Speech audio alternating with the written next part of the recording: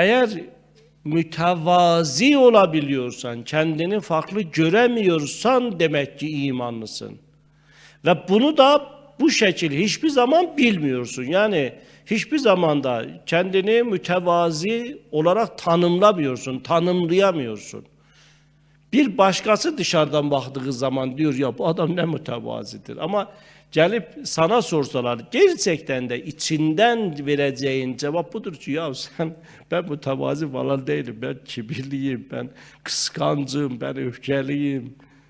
Bu cevabı içten sana verir. İşte ağaç meyve verdikçe eğilerin manası budur. İmanlı insanın özelliği budur. İmanlı oldukça, inandıkça, korktukça da kendisine güveni yok olup gider. Cennete gideceği güven yok olup gider. İmanın böyle bir özelliği var.